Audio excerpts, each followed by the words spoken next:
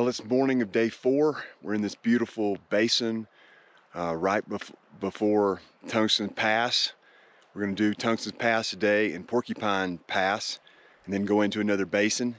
It was really cool last night. I'll show you. We saw some sheep.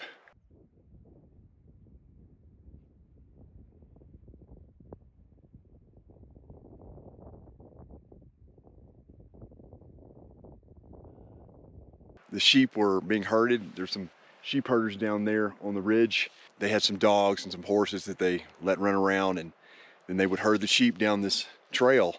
And then I started hearing the sheep, and there they were. Beautiful night. Had a little fire, dried some stuff out.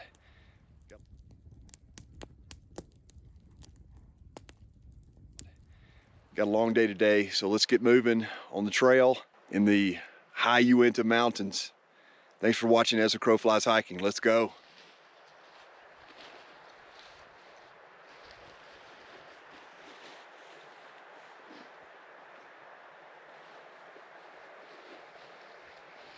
We're back on the trail on the high Uintas, trying to get an early start, see if we can make probably 11 miles, but 11 miles out here, tough miles, up and down these passes. Absolutely beautiful. Sun's coming up behind me, and I am just enjoying the morning.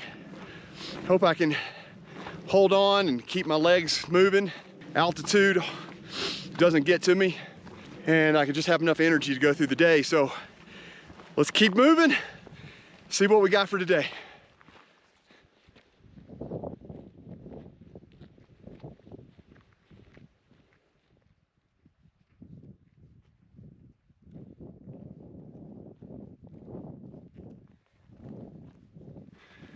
We got a sheepdog ahead of us. I think we're in his area. He's not real happy with us, but he seems to be moving on. But he's been barking at us. He must be hurt. Yeah, he's herding all his sheep up here. And so he's not real happy with us in his territory. We're too close to his sheep, I guess. Yeah. Move on. All right, boy. Come on.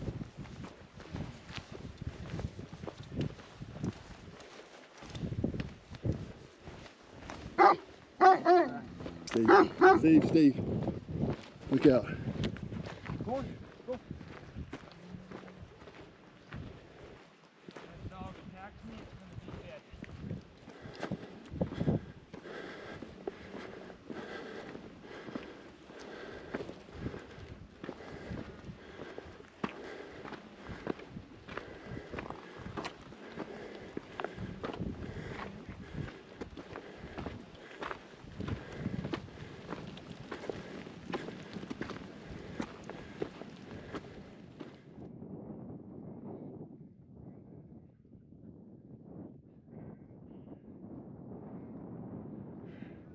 That dog was looking a little vicious at us. We were too close to his sheep. So I went past him, and then Steve said, "Hey, that dog's after you." I turned around like a cat on a hot tin roof. Woo! Woo!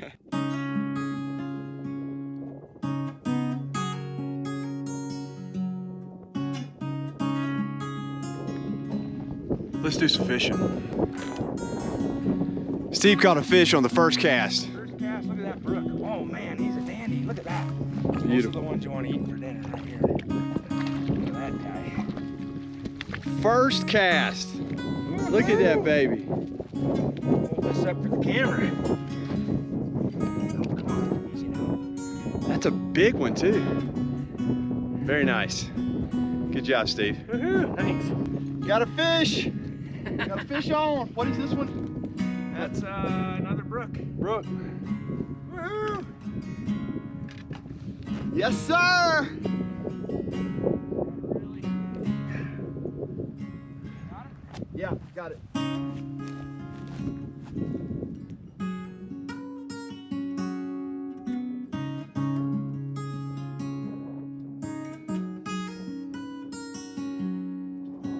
We've now completed Tungsten Pass. Our next hurdle is right there. which is Porcupine Pass. We'll hurdle through this and make our way to the top and down to the other side. All right. Got another one. Woohoo! Nice little brook.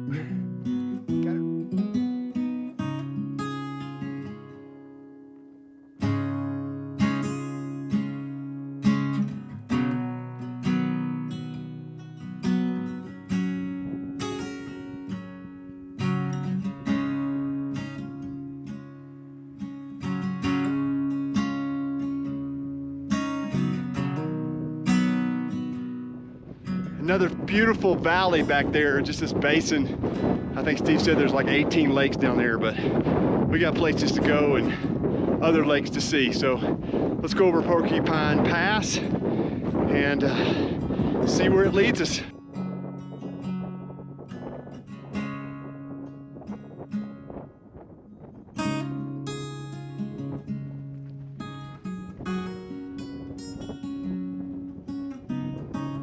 Okay, we've done the preamble to Porcupine Pass. Yeah. Steve, this is where it gets gnarly, huh? Starts getting steep from here. I think about another 500-600 feet elevation to there. It doesn't look it, but it's all of it. At least it's not Anderson Pass. Yesterday was a beast. Yeah, that was a tough pass. And mentally, knowing you had to get to the pass and then go on up to Kings, crazy.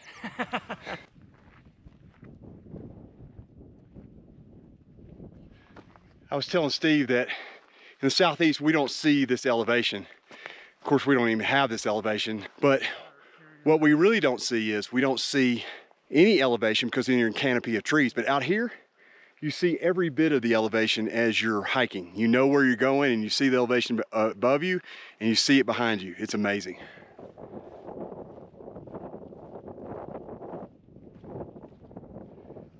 Final push of Porcupine Pass. We're gonna follow these cairns up there. It looks like we take a left and then we switch back up to the top. I can see the faint glimmer of a person up there at the top. 2 people. 2 people? I wish I was them right now. Then I wouldn't have to climb this.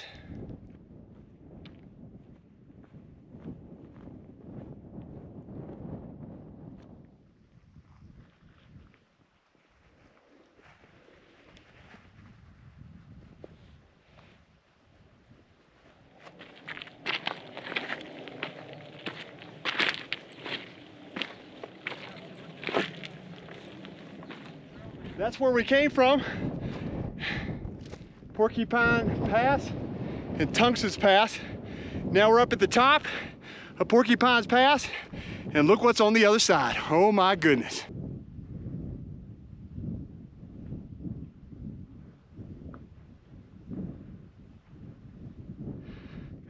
Porcupine Pass! Woohoo! Go get him, Steve. Heck yeah! Look at that view! If it wasn't for the 50 stops, I'd be a little more winded.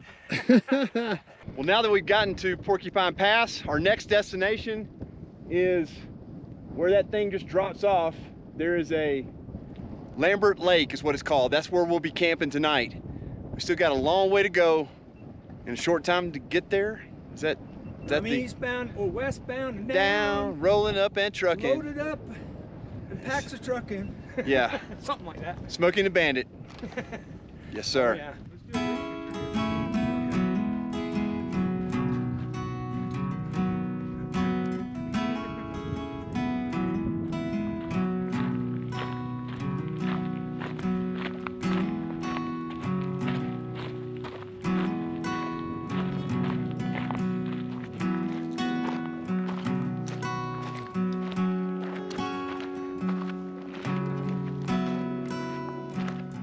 Just a little steep there, Steve. Yeah, it is. I'm gonna go down through this cliff right here. Don't need to make a wrong step here.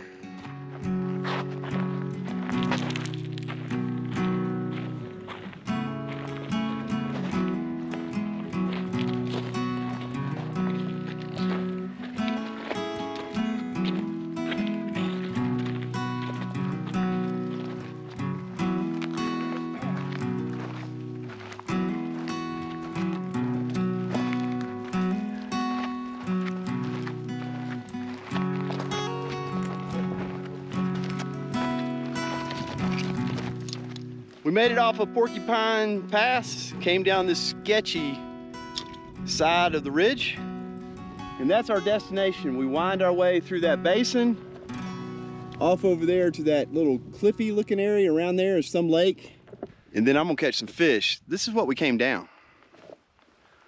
Woo! For those of you who really follow my channel and watch the videos, you know that Hiker Smurf is always with me. But I forgot to show him on any of the previous days, probably because he was in a bad mood because all these passes we're going over. But he's here. Hiker Smurf is with me.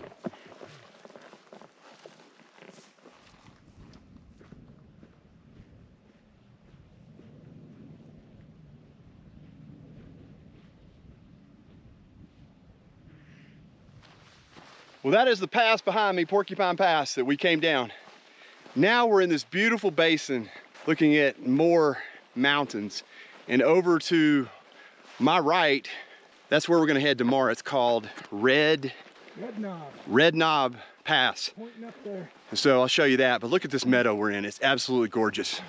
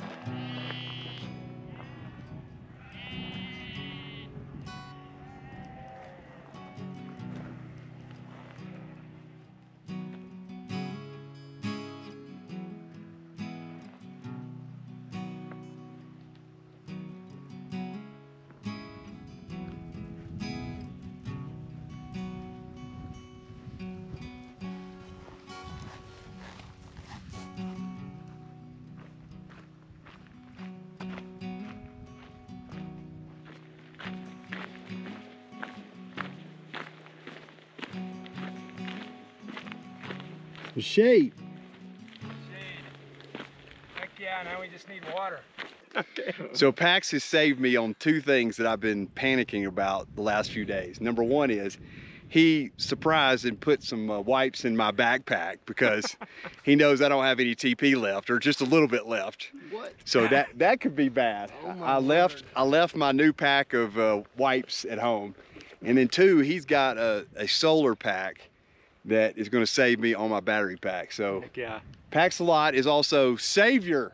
Yeah, well, you got to pack a lot. Got to pack a lot, yeah. Save the day. We've hit a low line area in some trees, but we still have to go around that jagged edge over there to get to our lake for the evening. So I think we got about 3.5 miles, maybe close to 4 left for the day. And then hopefully we'll catch some fish and eat some fish for tonight.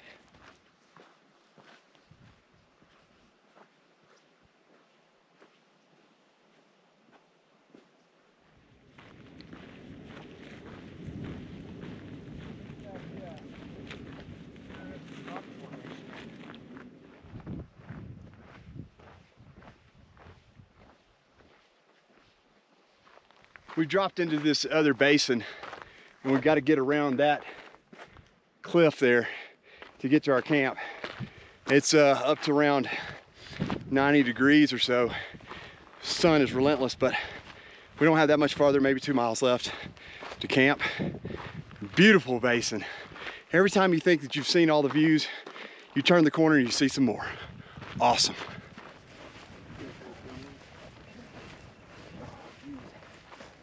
You know what's amazing on this Highline Trail in the Uintas is that you're alone. There are no trail towns or resupplies. You've got to put 7 days worth of food. That's what we're doing. course, we're fishing along the way, but you got to put it in your backpack and go.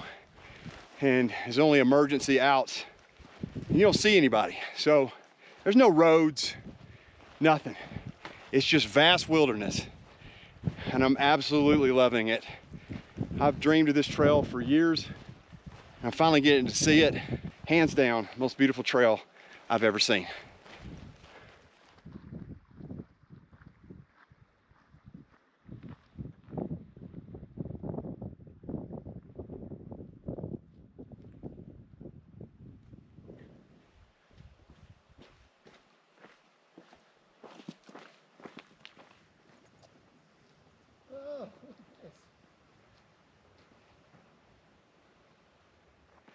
It's crazy to think that this morning we were up there at Porcupine Pass. Say that 15 times, Porcupine Pass. We came down this whole basin through all this trees and back up, switchbacks up here at the top. Now we're hoping to get to Lambert Lake and catch some fish. Let's go.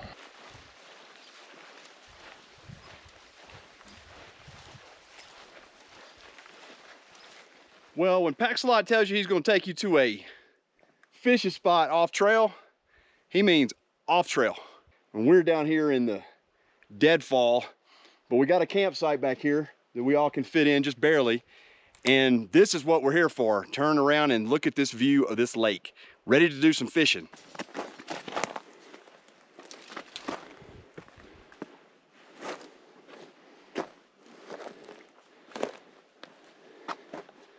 Let's catch some fish. I hope. Really like to eat some fish tonight.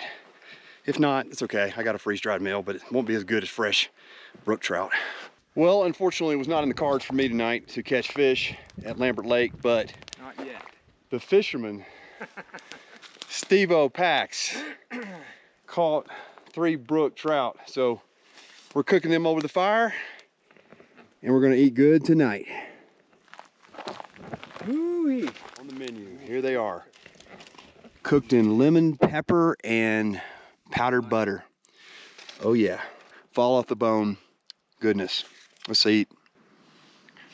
Look at that delicious brook trout. Oh yeah, steaming hot, cooked in lemon pepper and powdered butter. Oh, it's delicious. Wow. Look at that fillet. Absolutely glorious. About to eat this one too. I've already eaten the first one. So Pax, this is your 3rd time on the Highline. How does this compare to the other 3? You know, every time is different because you have, you know, the weather's different. Like this time we got monsoon rain that first day. Yeah. We've never had that before. So that made a, you know, whole different twist to the whole journey. Wet Yeah. feet and blisters and whatever, you know. Right. But the weather's been good all in all since then, and you just never know. One trip to the next is just change. What do you think about it? Absolutely love it. I said today it's the prettiest trail I've ever seen, most beautiful scenery I've ever seen. I give it a 10 out of 10. Right on. And eating fish too on top of all that. Well, this is going to end today's episode of day 4 of hiking. Yes. And then we'll continue on day 5. We'll go over what pass? Just one pass. Red Knob Pass. Red Knob Pass. Dead Horse Lake. Red Knob Pass, Dead Horse Lake. So maybe some more fishing tomorrow, maybe some more brooks, tiger trout. In Dead Horse Lake. Uh-oh, here we go. All right, guys, I'll see y'all tomorrow. Thanks so much to Pax for all his hospitality and showing us through this place. You're so welcome. It's been great. So part 5 or day 5 or however I end up doing it, I don't know. I'm out on the trail right now, so I have no idea how I ended up doing it. Will be the next episode. See you guys. Thanks for watching. Subscribe, like, and comment and all that stuff. If you don't want to, it's fine. I don't care. All right, see you guys on the next episode. All right.